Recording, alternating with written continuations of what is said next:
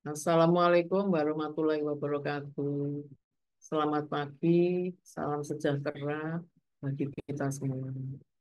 Terima kasih kepada Bapak Ibu guru dan adik-adik yang ikut aktif dalam kegiatan pendidikan di pagi ini.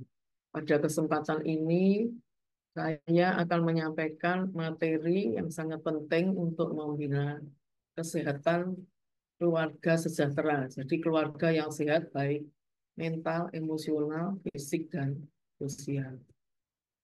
Adapun latar belakang yang akan kami bicarakan adalah mengenai masalah yang terjadi di masyarakat dan batasan anak, serta bagaimana menerapkan pola asuh yang baik dan benar.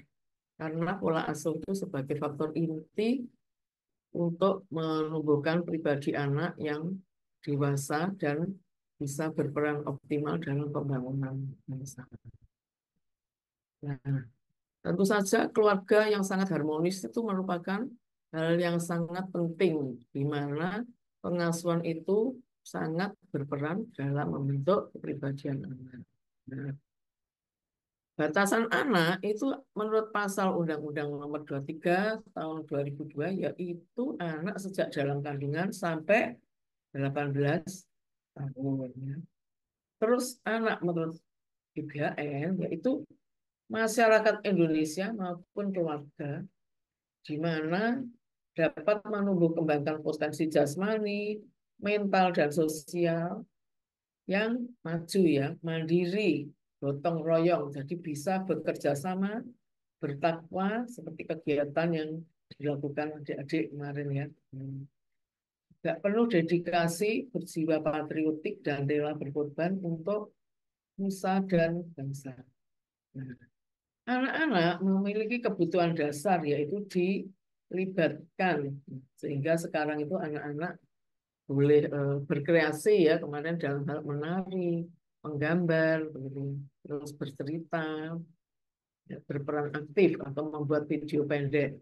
Anak-anak juga berhak untuk menguasai, jadi mengontrol, gitu ya. Dan tentu saja dicintai sehingga saat dewasa bisa tumbuh optimal, gitu. Menjadi pribadi yang adaptif. Nah, faktor-faktor yang mempengaruhi tumbuh kembang anak tentu saja awal itu yaitu selain anak itu sendiri, bagaimana emosinya anak itu, proses berpikirnya, kondisi fisik anak, juga kondisi pengasuhan dari orang tua. Nah, kondisi pengasuhan orang tua tentu saja perlu peran serta dari guru dan teman-temannya. Jadi dalam hal ini guru dan orang tua harus selalu berkomunikasi. Itu bisa mengendalikan perilaku-perilaku anak yang negatif dan menumbuhkan perilaku yang asertif. Nah, di sini teman-teman juga harus berperan serta ya kalau ada anak adik-adik yang diam, temannya itu tolong dilibatkan sehingga adiknya itu tidak merasa sendirian gitu ya. Selain itu juga kebersihan lingkungan, kesehatan, dan pendidikan sangat penting. Nah, ternyata adik-adik itu juga ada, coba dilihat adik-adik masing-masing ya, dinilai dirinya sendiri. Apakah Anda itu mudah adaptasi atau lambat adaptasi? Jadi kalau diberitahu gurunya atau temannya itu ya mendengarkan tapi tidak dikerjakan. Atau ada yang sukar adaptasi. Sukar adaptasi itu misalnya ya kalau teman-temannya belajar, ada adik-adik yang ngomong terus ya. Atau yang suka mengganggu temannya gitu ya.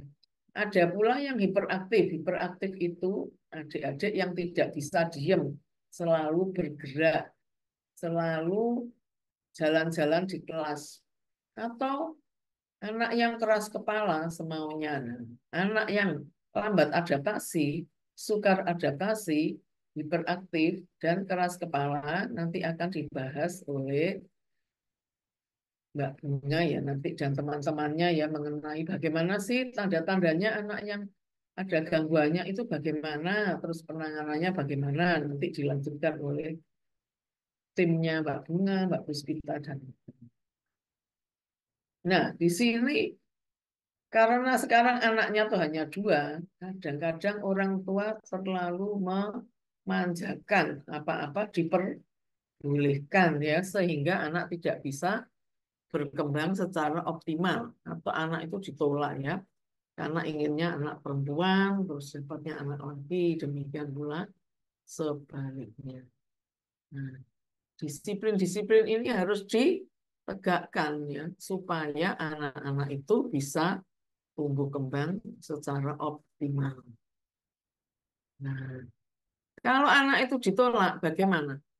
Karena banyak hukuman, maka anak itu akan menjadi anak yang nakal gitu ya, misalnya, yang suka tadi ya, apa, keras kepala gitu ya. Nah, kalau memanjakan itu seusia adik-adik SD ini makan, minum, disediakan, bermain, orang tuanya yang menentukan. Jadi tidak ada inisiatif, anaknya menjadi tergantung gitu ya.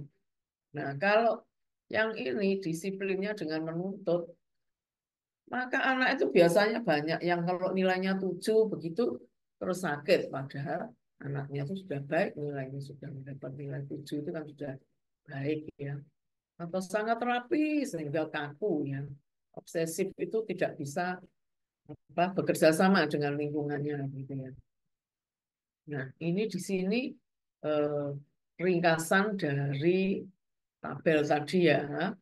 Jadi kalau terlalu dilindungi, diatur, jadi orang tuanya dominan, anaknya ini kalau ditanya pendapatnya, wis aku terserah sampean gitu ya, terserah temannya. Atau kalau anak ditolak, ini tidak boleh bermain, tidak boleh ini ya jajan gitu ya. Kalau pakai baju selalu disalahkan, anaknya menjadi nakal, gitu, kebut-kebutan gitu ya. Terus bisa mencuri, merampok. Atau kalau sabar ya udah, kamu nggak masuk sekolah nggak apa-apa ya. Kalau nanti diganggu temannya, langsung orang tuanya marah ke gurunya, anaknya menjadi manja ya. Atau anak yang diabaikan itu terserah lingkungannya. Kalau lingkungannya baik seperti lingkungan sekolah adik-adik, maka anak-anak akan menjadi baik.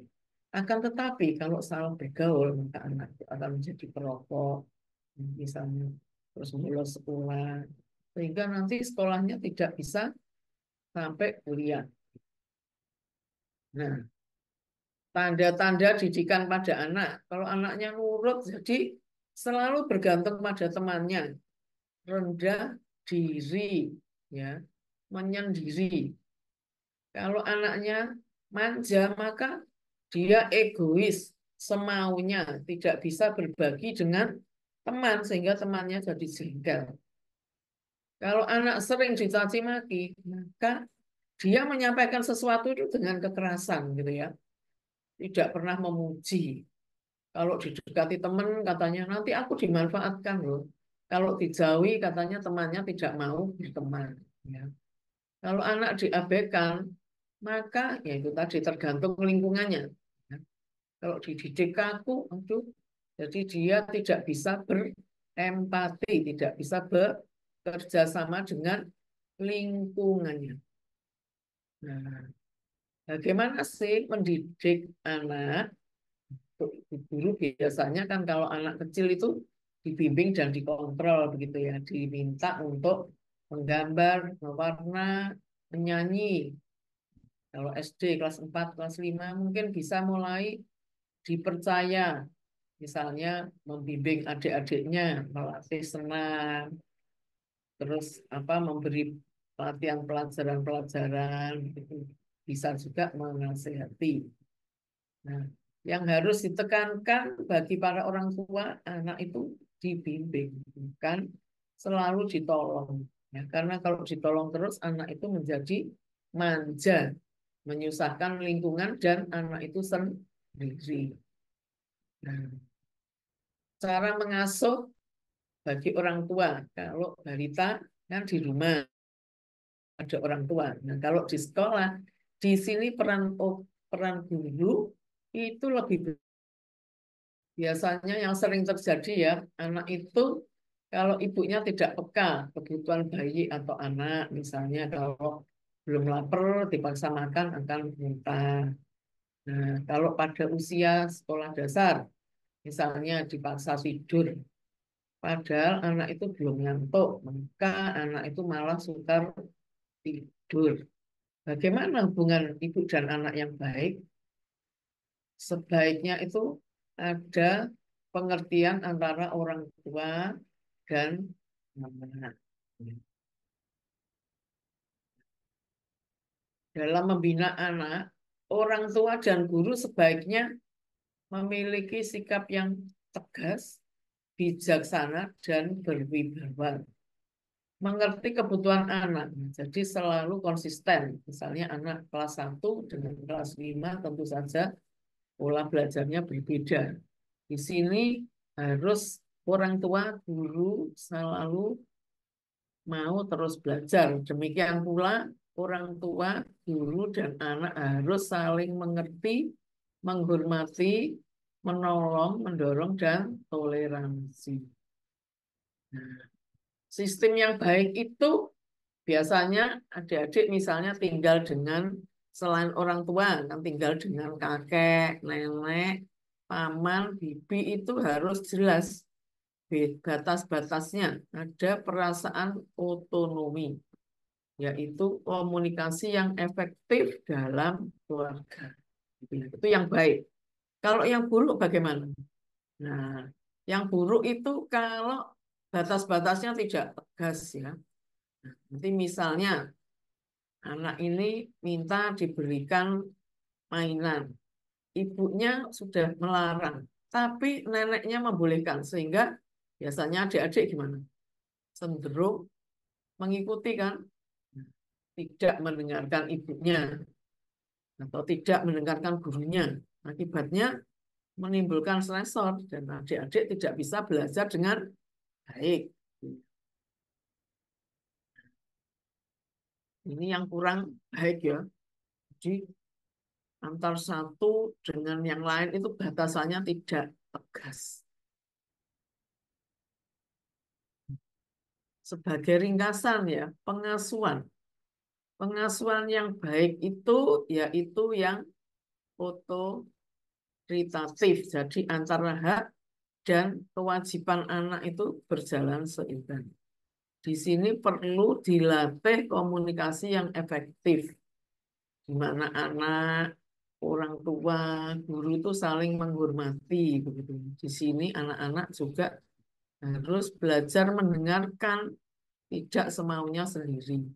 Sehingga anak-anak itu nanti tidak mengalami stres dan kecemasan dan dapat melakukan ini ya pemecahan masalah dengan baik. Nah, kalau terjadi pengasuhan yang baik, maka akan mencegah dan mengurangi risiko kekerasan pada anak.